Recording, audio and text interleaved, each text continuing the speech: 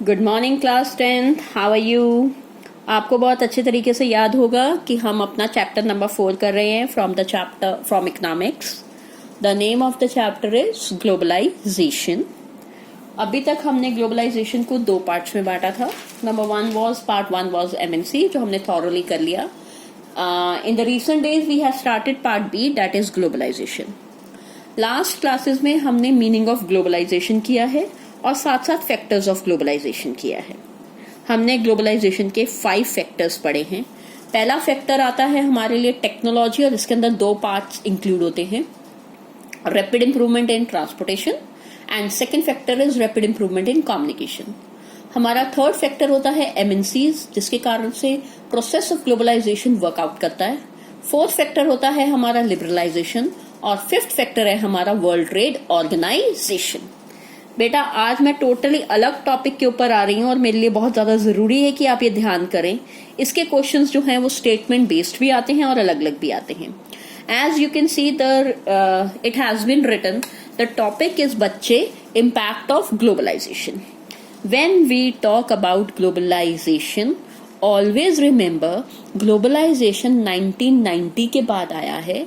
2000 से it was on its peak, या अपने टॉप लेवल पर पहुंच गया था। इन द लास्ट 20 ईयर्स, 2020 चल रहा है ना, 20 ईयर्स के अंदर इंडियन इकोनॉमी जो है वो बहुत ज्यादा डेवलप हुई है due to the process of globalization. लेकिन इस ग्लोबलाइजेशन का इफेक्ट क्या हुआ लोगों के ऊपर, वो हम आज टॉपिक में पढ़ने वाले हैं। आपको थोड़ा अजीब लगेगा, मैंने यहाँ 2 नंबर लिखा, यहाँ कंज्यूमर लिखा और यहाँ वर्कर्स लिखा। First is consumer, second is producer, third is worker. हम अपना आंसर ही ऐसे अटेम्प्ट करते हैं, ठीक है। सबसे पहला जो इम्पैक्ट है ग्लोबलाइजेशन का, that falls on the consumers. Question comes, who are consumers? बच्चे, एवरीबडी इज अ कंज्यूमर। जब भी हम कोई चीज का इस्तेमाल करते हैं तो हम कंज्यूमर बन जाते हैं। तो ग्लोबलाइजेशन का हमारे ऊपर क्या एडवांटेज हुआ है? हम कहते हैं ग्लोबलाइजेशन के कारण क्या हुआ, कंज्यूमर्स को एडवांटेजियस पोजीशन मिली है, फायदे में रहे हैं हम लोग, स्पेशली वो लोग जो वेल ऑफ सेक्शंस को बिलोंग करते हैं, मिडिल क्लासेस को या अपर मिडिल क्लासेस को बिलोंग करते हैं। Why these persons are benefited and why they are advantages?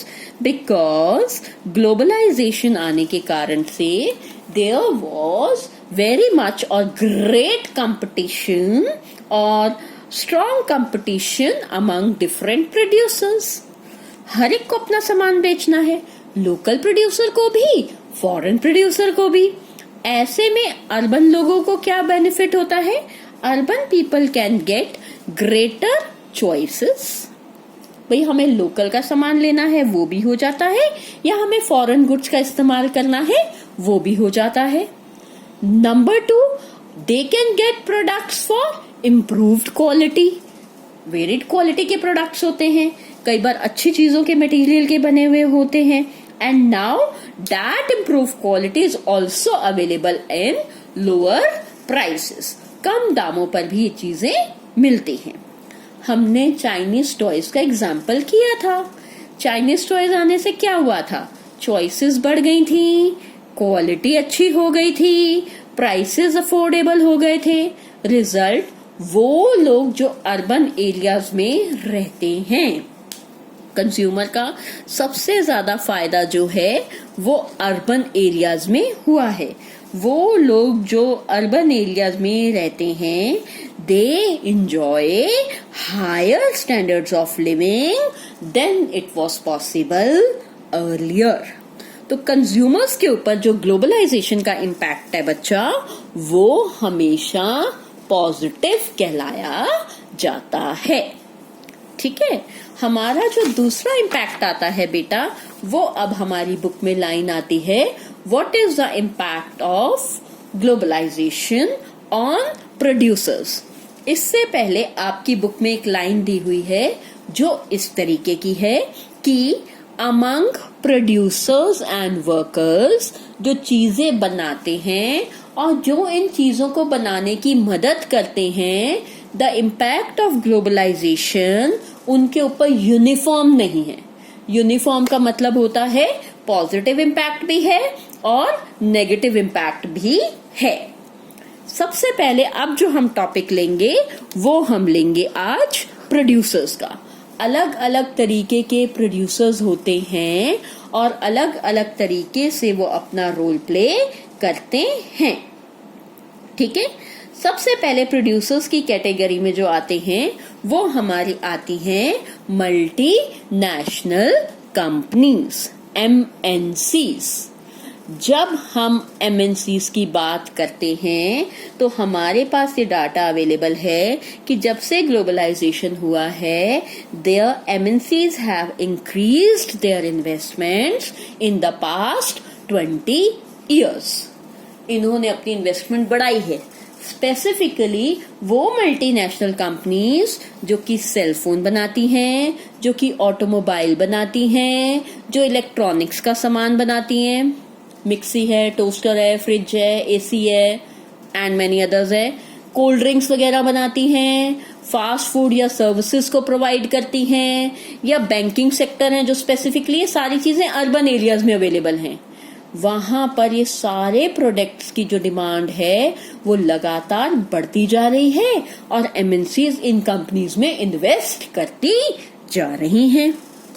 Result क्या होता है कि जो ये वाली कंपनीज हैं इसके अंदर नई जॉब्स भी क्रिएट हुई हैं और कई जगहों पर जो लोकल कंपनीज थी जो कि रॉ मटेरियल सप्लाई करती हैं इन कंपनीज को, वो भी धीरे धीरे प्रॉस्पर होती जा रही हैं। यानी कि इन शॉर्ट हम ये कह सकते हैं कि अगर मल्टीनेशनल कंपनीज जो हैं प्रोड्यूसर्स की तरह जो काम कर रही हैं, स्पेसिफिक इन इंडस्ट्रीज में काम कर रही हैं, इनके ऊपर इम्पैक्ट पॉजिटिव हुआ है। ठीक है, हमारी दूसरी कैटेगरी जो आती है बेटा वो हमारी आती है लार्ज इंडियन कंपनीज की।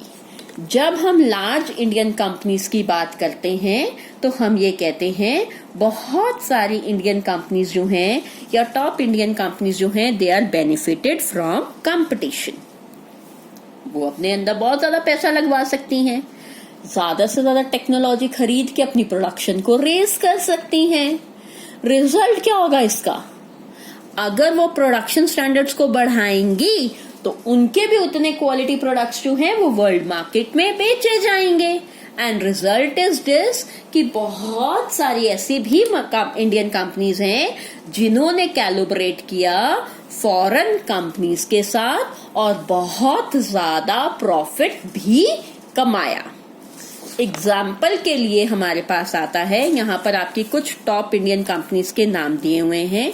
कुछ लार्ज इंडियन कंपनीज जिन्होंने मल्टीनेशनल कंपनीज की तरह अपने आप को इस्टेब्लिश कर लिया है वो है टाटा मोटर्स, ऑटोमोबाइल्स के एरिया में काम करती है बेटा ये। इन्फोसिस जो इंफॉर्मेशन टेक्नोलॉजी के फील्ड में काम कर रही है। रेनबैक्सी जो कि मेडिसिन के फील्ड में काम कर रही है। एशियन पेंट्स जो कि पेंट्स बना रही है। सुंदरम फास्टनर्स जो नट्स एंड बोल्ट्स बना रही है। ये मल्टीनेशनल कंपनीज के नाम हैं और ये वो जगहें हैं, सामान हैं जहां पर प्रोडक्शन को इंटरनेशनल लेवल का क्रिएट किया जाता है बाय द इंडियन कंपनीज। इसका सेकंड पार्ट भी है जो आप प्लीज सेकंड वीडियो जरूर देखिए।